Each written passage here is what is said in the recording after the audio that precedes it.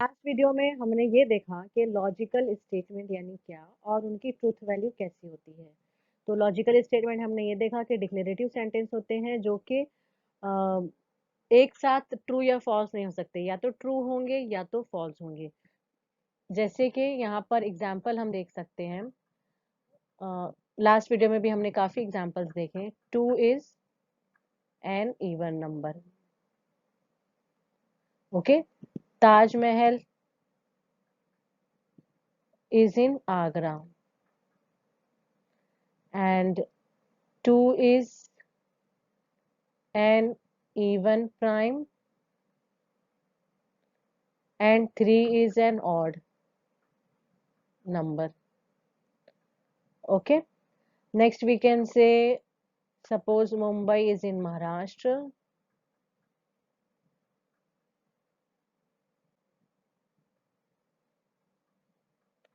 or Delhi is the capital of India. ठीक है, यहाँ पर ये एक सेंटेंस हो गया, ये दूसरा। अब इसके अंदर हम देखें अगर डिफरेंस, तो ये एक सेंटेंस जो है 2 इज एन इवन नंबर, इसको हम स्प्लिट नहीं कर सकते हैं कोई और दो सेंटेंस में। ताजमहल इज इन आगरा, इस सेंटेंस को भी हम स्प्लिट नहीं कर सकते। लेकिन अगर थर्ड और फोर्थ एग्जाम्पल देखें तो हम इसको स्प्लिट कर सकते हैं। हम लिख सकते हैं कि 2 is an even prime number, और ये जो एंड है ये दो सेंटेंस का कनेक्टिव है, और एक नया सेंटेंस है 3 इज एन ऑड नंबर। तो इसमें दो सेंटेंस है हमारे पास, 2 is an even prime and 3 is an odd number. ठीक है, इसी तरह फोर्थ एग्जाम्पल जो है वो भी हमारे पास दो सेंटेंस से मिलके बना हुआ है। और अगर यहाँ पर ध्यान दें तो कनेक्टिव जो है, दो सेंटेंस को कनेक्ट करने वाला word, that is called as connective, वो जो है वो और है। Delhi is the capital of India.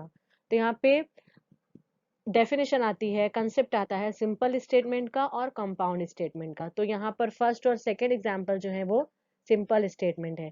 तो सिंपल स्टेटमेंट क्या होता है? सिंपल स्टेटमेंट में,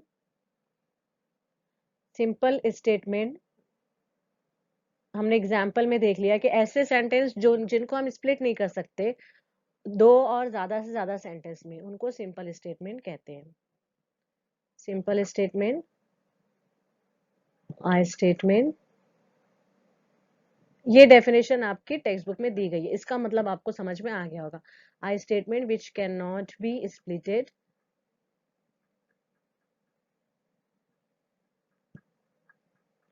इनटू टू और मोर सेंटेंस। Okay, statements. तो ये है सिंपल स्टेटमेंट, और यहाँ एग्जाम्पल क्या आ जाएगा? वन और टू, मतलब ये और ये एग्जाम्पल। उसी तरह नेक्स्ट कंसेप्ट आ गया हमारे पास कंपाउंड स्टेटमेंट का।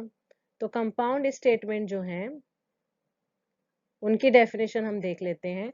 कंपाउंड स्टेटमेंट यानी एक statement which can be splitted into two और मोर सेंटेंस, जैसा कि हमने देखा एग्जांपल 3 और 4 में। तो हम यहाँ पर अब उसकी डेफिनेशन लिख लेंगे। स्टेटमेंट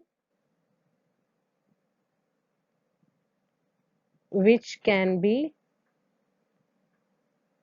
splitted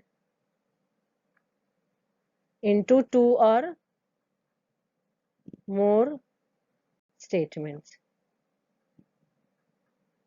ठीक है, अब यहाँ पर अगर एक स्टेटमेंट दो या दो से ज्यादा स्टेटमेंट में लिख सकते हैं हम तोड़कर, तो उनको जोड़ने के लिए कोई कनेक्टिव वर्ड्स होंगे, है ना। तो इंग्लिश में हमारे पास काफी कनेक्टिव वर्ड्स हैं, लेकिन हमारे मैथ्स के सिलेबस में हमारे पास एंड है, और है, इफ देन है, और इफ एंड ओनली इफ है। इसका मतलब होता है इफ एंड ओनली इफ। ये चार कनेक्टिव वर्ड्स हैं। ठीक है, ये क्या है? कनेक्टिव वर्ड्स हैं जो दो या दो से ज्यादा सेंटेंस को जोड़ने के लिए यूज होते हैं। तो सिलेबस में सिर्फ ये चार है, इन चारों के अलग नाम है, और इन चारों का ट्रुथ टेबल भी है। ट्रुथ टेबल की जरूरत क्यों हुई? क्योंकि सिंपल स्टेटमेंट जैसे 2 इज एन इवन नंबर, हम कह सकते हैं कि हाँ 2 इज एन इवन नंबर, ये सही है, तो इसकी ट्रुथ वैल्यू ट्रू होगी। लेकिन अगर सेंटेंस कंपाउंड सेंटेंस हुआ, कंपाउंड स्टेटमेंट हुआ, जिसमें से हाफ पार्ट सही है, for example 2 is an even number and 3 is multiple of 2. ठीक है, अब अगर हाफ पार्ट देखें तो ट्रू है, ट्रुथ वैल्यू इसकी ट्रू है, और दूसरा हाफ पार्ट देखें तो इसकी ट्रुथ वैल्यू फॉल्स है, क्योंकि 3 मल्टीपल नहीं है 2 का। तो इस केस में ऐसे और 4 केस बनते हैं जिसमें हम अगर फर्स्ट हाफ ट्रू है, सेकेंड हाफ फॉल्स है, या दोनों स्टेटमेंट जो हैं वो अगर ट्रू हैं, तो ट्रुथ वैल्यू पूरे कंप्लीट स्टेटमेंट की क्या होगी, उसके लिए चारों कनेक्टिव्स के लिए अलग अलग ट्रुथ टेबल दिए गए हैं, जिनको अकॉर्डिंगली नाम भी दिया गया है। तो हम नेक्स्ट वीडियो में उन चारों के ट्रुथ टेबल देखेंगे।